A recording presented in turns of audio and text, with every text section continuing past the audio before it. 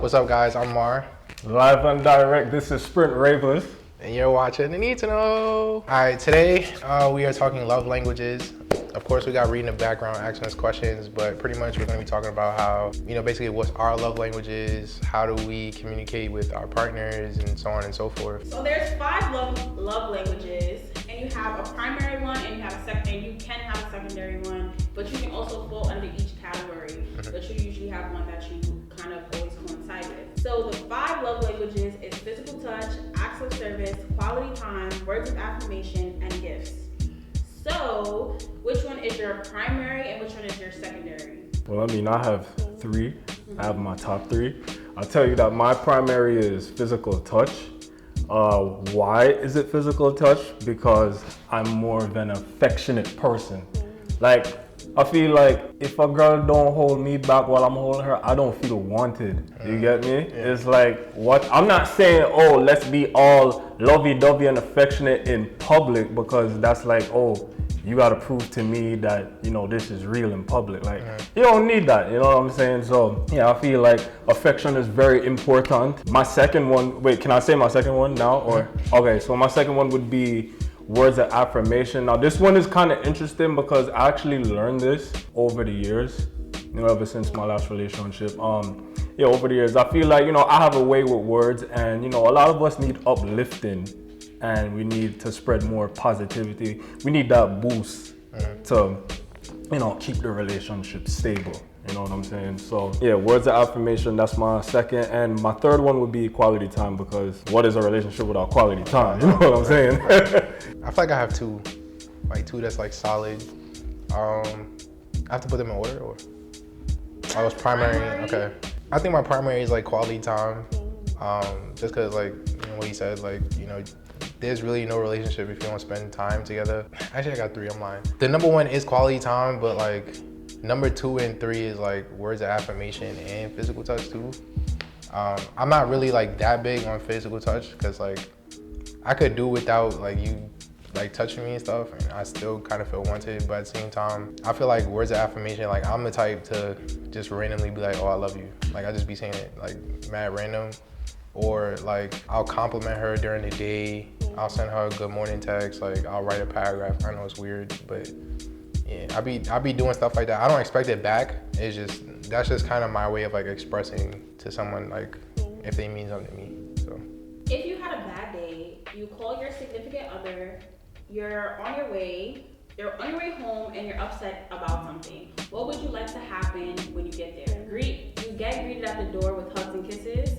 Dinner is made for you, and they take care of anything you ask of them for the time being. They stay in with you and do something to keep you company.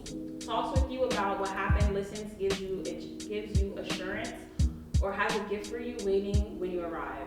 Can I pick 2? Or you can pick anyone.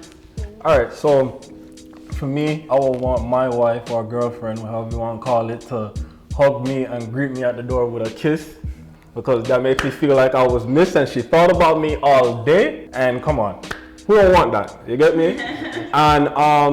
And maybe after that, I can tell her about my day, and she would listen to what I have to say. She could give her best input. If I was going through something throughout the day, you know what I'm saying? Because it makes me feel like, okay, she's listening and she's there for me. You know what I'm saying? And that's why I said words of affirmation is like my thing. You know what I'm saying? Because if you tell me that you had a bad day at work or a bad day at school, right? I'm gonna be there to listen, and I'm gonna give you my advice on what you should do or what not to do, how to avoid this situation, what you should do to attack this problem. You get me? So that's my thing. Yeah, but there's one in there that like I wouldn't choose though. There's one that I would choose that's not on the list. What is that? But like it depends though. Like sometimes if I'm having a bad day, like I kind of want to be alone. Like so right, so then you wouldn't pick like, so you wouldn't pick you wouldn't pick talks to them. Like you wouldn't pick that one. Nah, I mean, like, it's something. But this scenario is for like an overall. You're picking it for an overall day. generally, I don't know. It's tough. Like, generally, I would want like her to greet me at the door.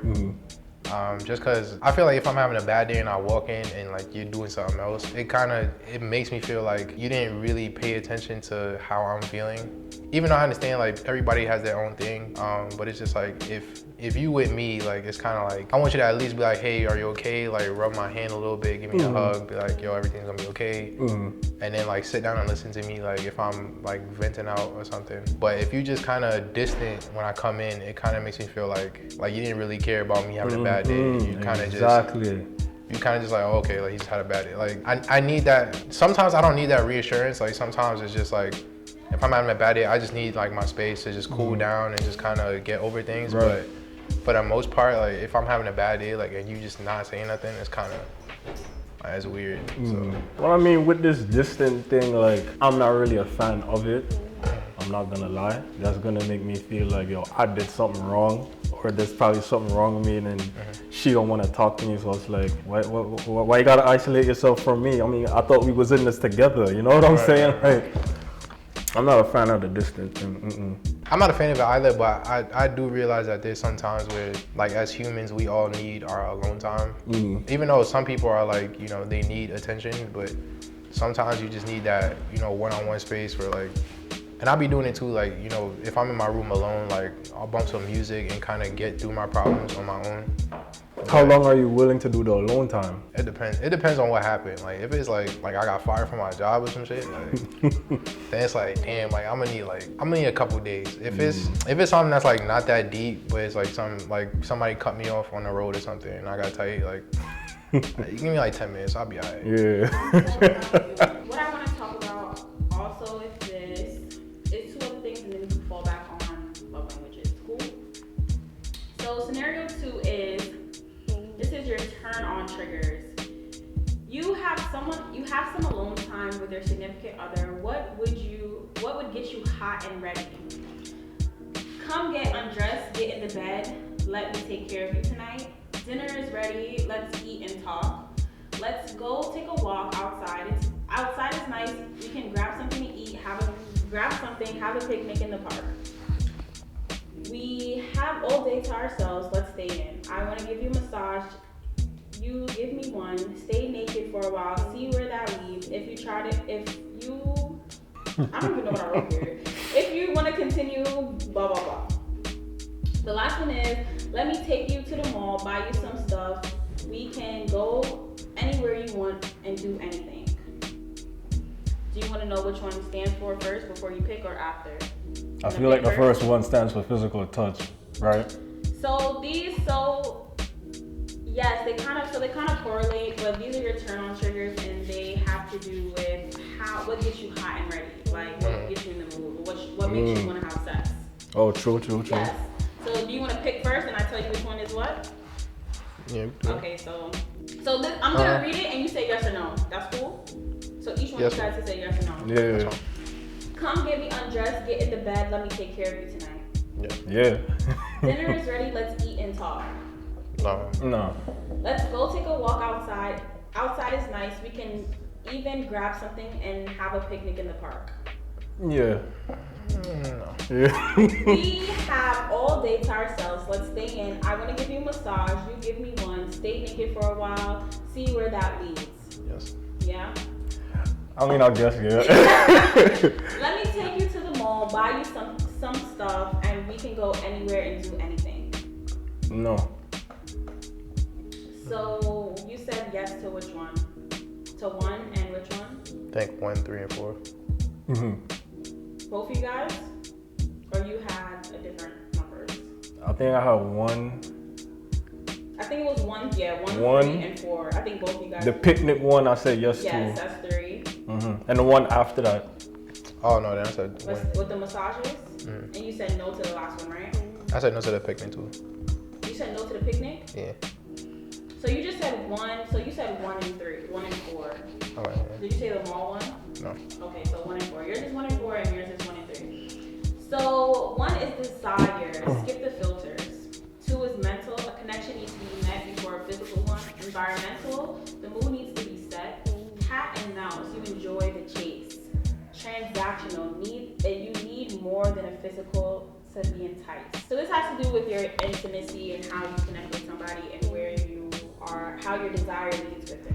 That makes sense. But why would you pick those? Do you naturally need to be in a mental space? Well, you picked 1 and 4. So do you like the chase? Kind of. It depends. I think I'm more of the. I don't know why I didn't pick that one, but I feel like I need more than just like looks or you saying like, yo, let's have sex. Like I need to mentally be connected with you. So then you would have picked 2. Yeah, which is weird. Which is weird, right? What was 2? What was 2 was dinner is ready. Let's eat and talk. Nah, that's weird. If she said that to me, I'm not ready though. So that means you don't like. Yeah, that's not your type of foreplay. Then that's also another thing. Like that's not your type of foreplay. Yeah, like.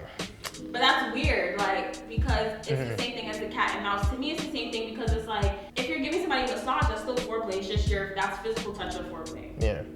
So that means you like foreplay right before sex. You don't like foreplay during the day. Do you like foreplay during the day? Or do you like foreplay? It don't matter what time of the day it is. That's what I'm saying, like, so to be honest. So foreplay is also, you know. Or like if she's at work and she sends like No, you guys are talking like I want you, I miss you, like how you like. Nah, you know, yeah, I do that. That's foreplay, you know. Like I was thinking about you. I know you look. She probably sent you a picture to you like, oh, I like your hair. You did your hair nice today. Da da da. That's foreplay. Like that's also foreplay. Oh, yeah. Well, so it's like that's so that second one is foreplay. These are your turn on triggers. This is what makes you want to get hot and ready. well, okay, yeah. Nah, you don't like it. It's alright. When you put it like that, when you put it like that, yeah, but it's his turn because you done threw yourself in the bucket. I'm not saying. If you just say dinner and talk, it's like, all right.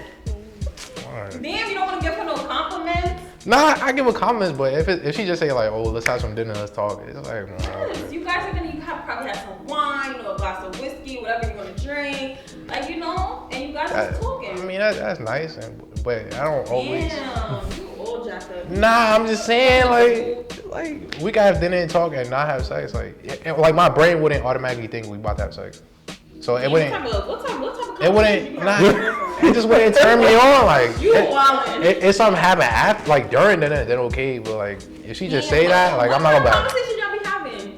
So okay, let me give you guys this scenario then. When you go on a date, right? What happens? How does the night end? How does the night end? Can I come in? No, yes. Or do you want to come in? No, I want you to answer. Me answer. How does the day flow? Like when you go on a date with somebody, like how does the day flow? How does the day flow? Yes. I mean, you talking, you laughing, you know, y'all. No, let him answer. I feel like you're giving me bad answers. Let him. I feel like he's gonna give me a better answer. Well, all right. So, you know, if it's dinner or an activity date, you know, the quality time develops, and you know, towards the end, it gets a little physical with, you know, hugging and kissing, and you know, letting her know that she's beautiful. And then, you know, it's, do you want to come in? Do you want to come in? And that's skip the filter. And I'm being real. Like that's it. Nah, but a date could also be like, yo, you know, we talking, we vibing, and then sometimes it could be like, I'll see you tomorrow or something. Like it won't always end up. I feel like a natural date will naturally lead to that because you guys built that connection already. So you guys are comfortable enough to lay down together, to feel each other up. Like you guys are comfortable. No, like if you're, for example, if a girl is not comfortable, she won't give you a kiss at the end of the night. That's true. Exactly. So if she give you a kiss, she's comfortable. Like that means she might want more. You have to look at the signs. So it's like, is she looking at you? Is she touching up on you back? Is she hugging you? Is she like, oh, you know, what you doing for the rest of the night? Like. Honestly, that's where the quality time comes into play. Like if you guys having a good time, like, you know, we could be bowling, and we could, you know what I'm saying? We could be, exactly. Like I could be doing that, and then boom, the vibe is there. Like. Okay, that's true. You understand? See, we on the The vibe is there. Okay, last scenario, then you guys could go back. This is about your apology languages. After a crazy argument, are you finally ready to talk the situation out and fix things? Which is your go-to? I understand what happened. I shouldn't have done that to you. If I accepted how you feel the first time, we wouldn't be here. I accept my fault in this conflict we had. I know now that I will take into consideration that I need to fix things on my part. I I keep putting myself in this situation with you. I don't know what else I can do to make this up to you, but I won't stop trying. I am truly sorry for the pain I've caused you. Can you please forgive me? I feel like I've said all those things before. Which one is your go-to? My go. Damn, you make sound fucked up. Like I'm just using a I'm line. gonna explain to you which one you are. I think I'm the first one. What was the first one again?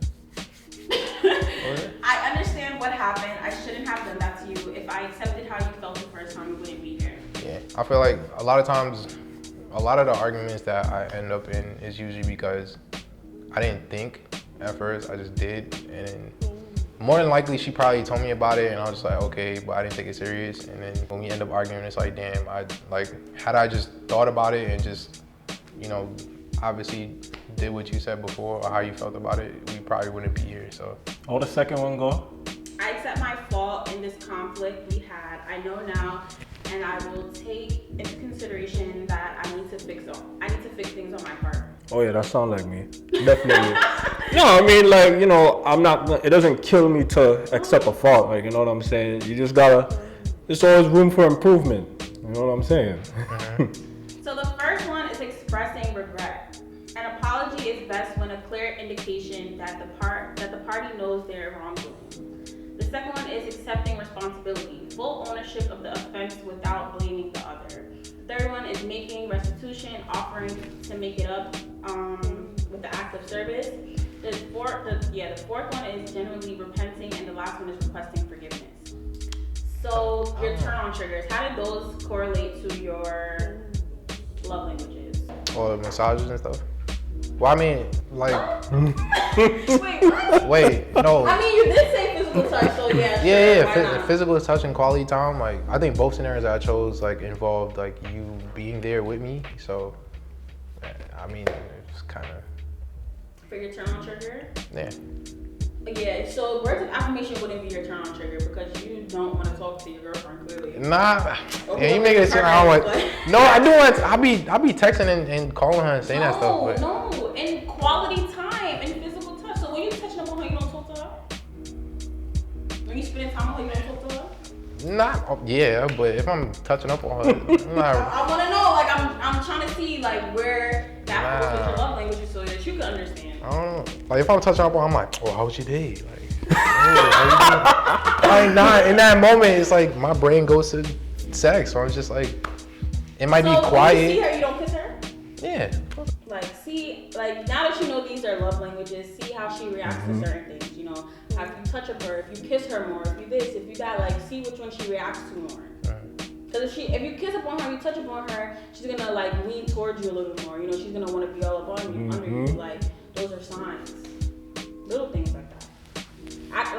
Talk to her in terms of foreplay. Some people like foreplay for hours, which is you guys going on a date. That's foreplay, but you guys some people don't realize that. That's actually foreplay. You guys let the person was oh yeah, I like how you was walking and doing this weird shit like that.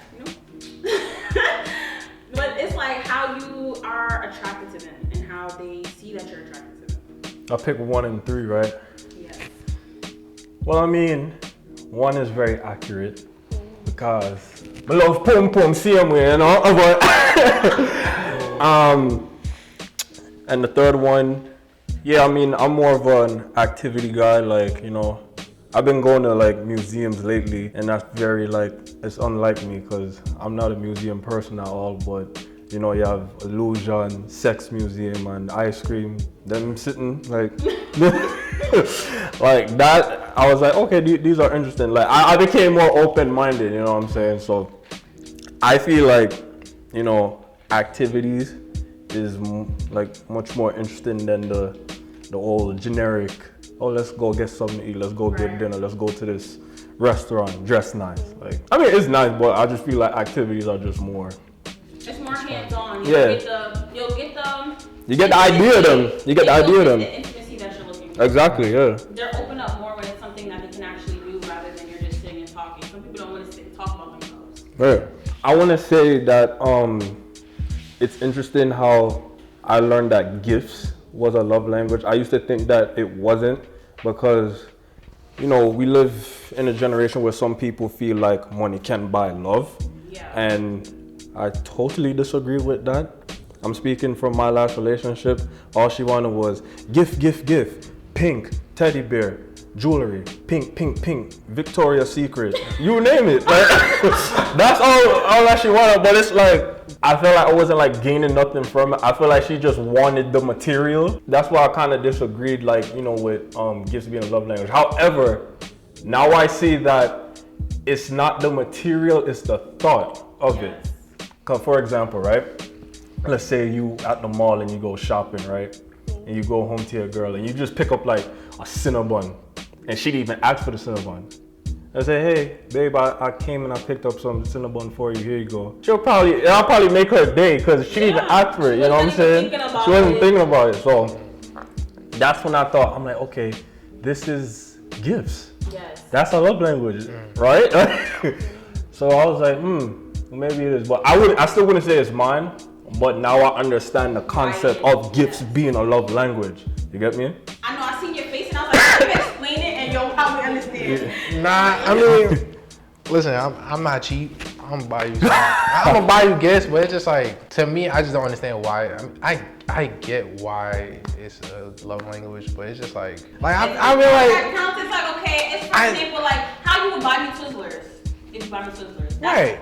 Yes, that's gifts. It's gifts. It's gifts. Yeah, but if you was like, oh, I'm like, oh, you know, like that's my favorite candy. You bought it for me mad randomly. That's gift. The M&Ms, I didn't expect you. That's my other favorite candy. Like I wouldn't expect you. That's a gift. I appreciate that. Like that's nice. Yeah, but it's not my love language, but I appreciate it. It's the thought that counts. Yeah, but that's like small things. I do that, but that's the thing. Yo, it's just the small things. You don't even have to go all out and buy her buy her car. You know, Birkin. That's what I'm saying. Birkin, right? That's talking about a Birkin bag. Like I gotta buy you a Birkin and say I love you. Like nah, bro. Like you gonna get you a nice Michael Kors or something. Like you be alright. But that brings me back to like my old theory of the whole gifts thing. Like it was all about the name brand. That's what I thought it was. Like, oh, if it's not Michael Kors, if it's not the Birkin, if it's not the Gucci, the Versace, the Louis, I don't want it. That means you don't love me. You get me? Like sometimes you can't just look at the name. You can't look at the name. It's all about the thought. You know what I'm saying? That's true. I mean, I kind of get the concept of it. It's just, if you constantly asking for the high-end price shit and like I don't get nothing back, it's just like, oh, that's not your love language. That's just you being greedy. I'm tired of you.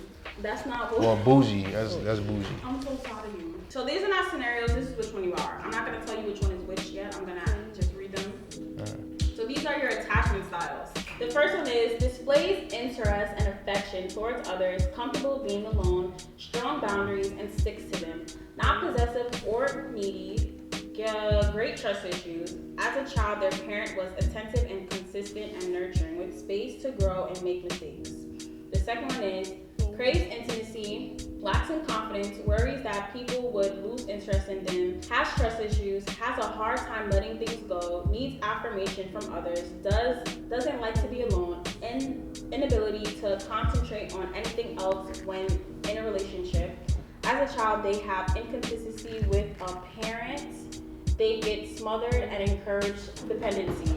The third one is avoids attachment, super independent, uncomfortable with intimacy, needs a lot of space and alone time, afraid of commitment, fear of lack of love, and if they can take on more, they take on more than they can handle. They're hyper-focused and relationships are considered distractions. As a child, their needs were met but neglected in other ways. The last one is a combination of the second and third one. They push others away, fear commitment, craves a level of commitment they think they won't. As a child, they were never given the chance to be completely vulnerable, and so as an adult, they avoid those opportunities. Is it weird that I'm none of them? Why is that? I feel like in every single one, there was like certain parts that like made sense, like the inconsistencies with parents. There's certain times where I want to be alone, like those made sense. But in terms of like the whole thing as one, like it didn't fit with me. So I guess if there was like a you know, like on a test when it's like none of the above. Which childhood did you have? One parent barely there, spent time with a lot of friends and stuff. That was usually my childhood. Did you get smothered? smothered how? Like, Meaning like were they always up on you, but they encouraged you to be dependent at the same time? So did you not get space, but you were encouraged to have it? no, I don't think so. I think my Well, mom. not encouraged to have it, but encouraged to be all up under them. So they smothered you, so they wanted you to be all up under them and encouraged you to be all up under them. So yes, it's that way. Yeah, in a sense, kind of thing. But she didn't like say it. I mean, she didn't have to say it. It could be actions. Remember, this is actions. You don't have to always say things. So, okay, now with the rest of it. Uh-huh. So the thing about your attachment style is your childhood does play a part in that. You don't have to lead into that as your attachment style. It's just that's kind of the so don't think about the childhood actually being something that affects you. It's just sometimes it does. Uh-huh. So for example, my childhood was more so I had both parents, didn't have both parents. So it's like, you know, I didn't grow up in a two parent household. Uh-huh. That didn't affect my attachment style. Right. For example, I'm the first one. So the first one, just so you guys know, is securely attached. Like I can be dependent, but I am comfortable with other people. Does that make sense? So I can be on my own. Like I don't need you to take care of me in that sense. Like I'm emotionally intelligent. I'm able to be on my own. I'm able to tell you my feelings. I'm not always able to understand it, but I'm able to tell you how I feel. Does that make sense? So I am securely attached and as a whole. So alright, in that sense, I could do that then. I'm fucking crying. Cause the way he was pointing like childhood and that, I'm like, that's not. Like, cause when you think about it, like in relationships, like you usually don't. How you are in a relationship usually depends on how you are with your parents. Like that's literally like always something that always like. That's why, for example, if you go to therapy, they ask you how's your childhood, how was your childhood, because that has a strong impact on that. For example, even when you start murdering people, if that's something like they ask you how your childhood was. No funny shit. Like when you watch murder shows, like they ask you how was your childhood. Right. That plays a part in how you interact with people. Well, both of my parents are still in my life till this day. I would say I am the first one. There was a point in time where my mother and I weren't close. Like we've always clashed, but that kind of like died out. I would say maybe like the last half of the previous decade.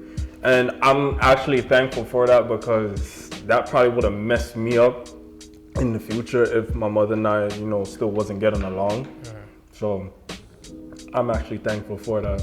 Listen, if your girl asking you for a break every time, cut her off. The Birkin, no, listen. I just want to say the name brand don't matter. It's just the thought that counts. That's it. You're right. All right. So she asked you for a Birkin, get her a Gucci. Get her something lower. Be like, I thought about you. Oh, you want to know what's another love language of mine? Sharing music. If I know that's not real. Good quality time. Yeah, I know it's not real, but you know it's a asset under quality time. Yeah. All right, so you can say your social media where they could find you. All right. You guys can follow me at Sprint Specialist with 2 underscores. You guys can follow me on my podcast page at The Millennial View with an underscore after. My Twitter is YoSprint as in YOW_sprint. So before we go, make sure if you ain't caught Reed's book already, Drugs of Love and Sex, y'all can go cop that. Amazon, Barnes & Noble, all the big bookstores. 4-year specials coming up. If you want to be part of the panel, we are still taking guests. By the time this episode drops, we're still taking guests at that time. Oh yeah. Well, it's gonna be the 12th, so. So it's like it's kind of close. You kind of close. Like you better hit me up today, but not tomorrow. Not tomorrow. Yeah, tomorrow. Yeah, chill. But if you want to be on the panel, you guys can hit us up on the show's page, Reed page, my page, wherever you can find us. But until then, you guys can follow me on Instagram and Twitter at _we_want_more. And you can also follow the show's page on Instagram and Twitter. It's TNTK Show. As always, thank you guys for watching the show. And that's all you need to know. Bye, guys.